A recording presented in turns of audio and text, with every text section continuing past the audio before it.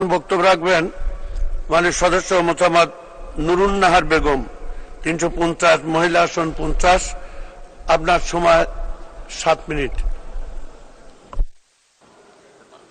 বিসমিল্লাহির রহমানির রহিম।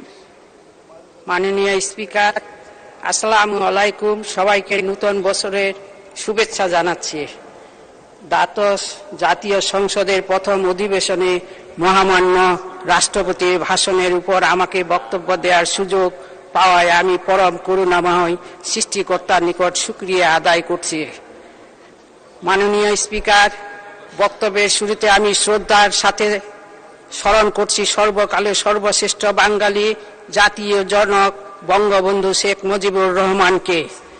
মাননীয় স্পিকার, আমি শ্রদ্ধার সাথে স্মরণ করছি মহান মুক্তিযুদ্ধের 30 লক্ষ শহীদ ও 2 লক্ষ নির্যাতিত মা বোনদের, যাদের আত্মত্যাগের মাধ্যমে আমরা পেয়েছি একটি স্বাধীন সার্বভৌম বাংলাদেশ।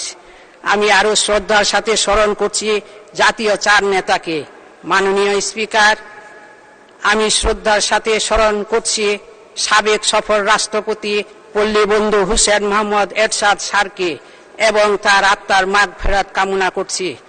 আমি শ্রদ্ধার সাথে কৃতজ্ঞতা প্রকাশ করছি আমাদের জাতীয় সংসদের বিরোধী দলীয় নেতা ও জাতীয় পার্টির মাননীয় চেয়ারম্যান গোলাম মোহাম্মদ কাদের জিএম কাদের স্যারকে, যার জন্য মহান সংসদে বক্তব্য দিতে পারছি।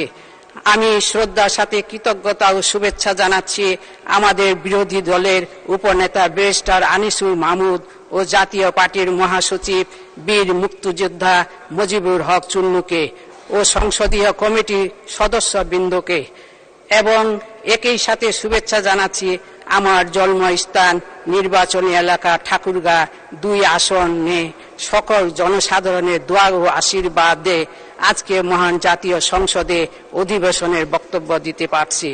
মাননীয় স্পিকার, আমি কৃতজ্ঞতা ও শ্রদ্ধা জানাচ্ছি বঙ্গবন্ধুর সুযোগ্য কন্যা মাননীয় প্রধানমন্ত্রী টানা 4বার সহ 5বার প্রধানমন্ত্রী হিসেবে দায়িত্বভার গ্রহণ করার মাননীয় প্রধানমন্ত্রীকে অভিনন্দন ও শুভেচ্ছা জানাচ্ছি। মাননীয় স্পিকার, বিভিন্ন আন্তর্জাতিক ফোরামে বাংলাদেশের গুরুত্বপূর্ণ ভূমিকা পালন করে যাচ্ছে জাতিসংঘ সহ প্রায় 25টি অধিক বিভিন্ন আন্তর্জাতিক শ্রদ্ধা এবং সংগঠনের বাংলাদেশ সক্রিয় সদস্য। প্রতিবেশীদের সঙ্গে শান্তিপূর্ণ উজ্জ্বল দৃষ্টান্ত জ্ঞান স্থাপন করছি আমরা। পরিবেশ সুরক্ষার ক্ষেত্রে বাংলাদেশের অবস্থান ও ভূমিকা অত্যন্ত ইতিবাচক। মাননীয় স্পিকার, সকলের সম্মিলিত প্রচেষ্টায় আমাদের এই অর্জন সম্ভব হয়েছে। তবে উন্নয়নের মূল ভিত্তি রাজনৈতিক স্থিতিশীলতা এবং গণতন্ত্রের অব্যাহত চর্চা। গণতন্ত্রের স্বাভাবিক গতিপথ বাদ হলে উন্নয়নে বাধাগ্রস্ত হবে। গত 1.5 দশকে দেশের রাজনীতিক স্থিতিশীলতা এবং ধারাবাহিকতা গণতান্ত্রিক শাসন ব্যবস্থা বজায় রাখার কারণে দেশের এই উন্নয়ন সম্ভব হয়েছে। উন্নয়ন টেকসই করতে হলে গণতন্ত্রকে প্রাতিষ্ঠানিকভাবে মজবুত তৃণমূল পর্যায়ে গণতন্ত্রের চর্চা ছড়িয়ে দিতে হবে। উন্নয়নের এই গতিধারা অব্যাহত রাখতে রাজনৈতিক স্থিতিশীলতা বজায় রাখতে হবে। মাননীয় স্পিকার, সমাজের সকল নাগরিকদের আশা আকাঙ্ক্ষা, বিভিন্ন গোষ্ঠী দল ও সংগঠনের চাওয়া পাওয়া গণতান্ত্রিক পদ্ধতিতে সমন্বয় সাধন করতে হয় জাতীয় সংসদকে। সংসদের গুরুত্বপূর্ণ 2টি কাজ আইন প্রণয়ন এবং অন্যান্য প্রতিষ্ঠান সমূহে জবাবদিহিতা নিশ্চিতকরণ। মাননীয় স্পিকার, আমার নির্বাচনী এলাকা ঠাকুরগাঁ 2 আসনের বাংলাদেশ ভারত সীমান্তবর্তী এলাকা। মাদক দ্রব্যের প্রকট বেশি হওয়ায় এইসব মাদক দ্রব্য যেন দেশের অভ্যন্তরে প্রবেশ করতে না পারে সেজন্য বিশেষ নজরদারি করার অনুরোধ জানাচ্ছি।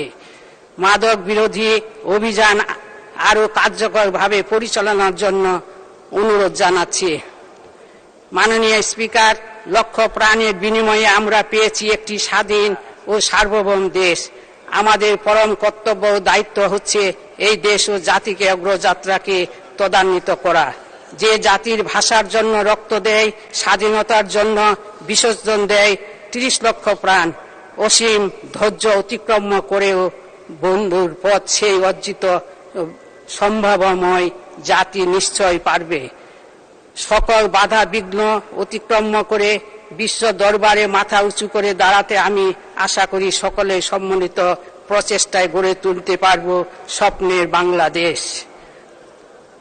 মাননীয় স্পিকার, আপনাকে অশেষ ধন্যবাদ জানাই এবং আমাদের জাতীয় পার্টি চেয়ারম্যানকে আমি আবারও ধন্যবাদ জানিয়ে এখান থেকে শেষ করছি। খোদা হাফেজ। বাংলাদেশ জিন্দাবাদ, জাতীয় পার্টি জিন্দাবাদ। ধন্যবাদ। মাননীয় সদস্য, নির্ধারিত সময়ের পূর্বে বক্তব্য শেষ করবার জন্য আন্তরিক ধন্যবাদ। আমি এখন